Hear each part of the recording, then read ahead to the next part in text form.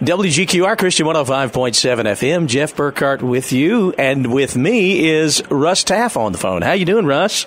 I'm doing great, Jeff. How about you? Man, well, we are glad to have you back in this area. You're going to be at the Life Center on Easter Sunday and doing something a little different. You're going to be bringing the Word on Sunday morning. Well, you know, the older I get, the more I love to talk about Jesus. So these days I'm singing, I'm preaching, I'm just trying to celebrate the resurrection of Jesus Christ. So it's going to be an incredible service.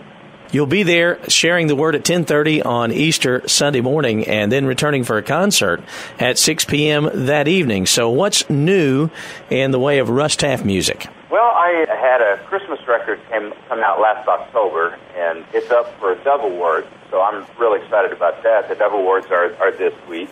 And also I've been in Europe working on a new record that will be out, I think it's the first part of June. I'll tell you what, we show our age when we say the word record, don't we? When I say record, there's such a warm feeling. You know, it's like Garrison Keillor and Lake Wobegon when I say record. Yeah, absolutely.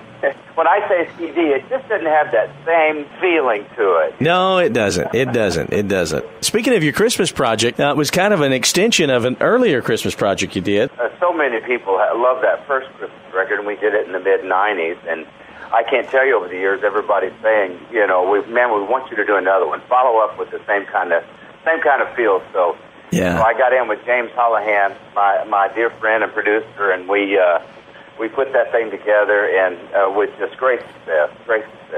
Speaking of James, he played guitar for you for how long? Oh my Lord!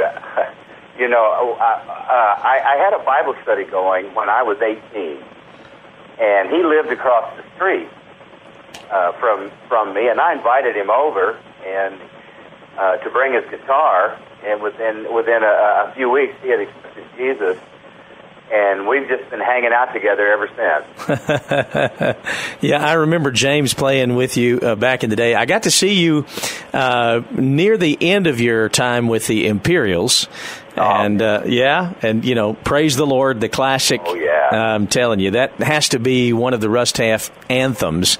It's amazing, Jeff. After all these years, that's still probably one of the most requested songs I get. And I like to say about that song, it doesn't have wide lapels. Yeah.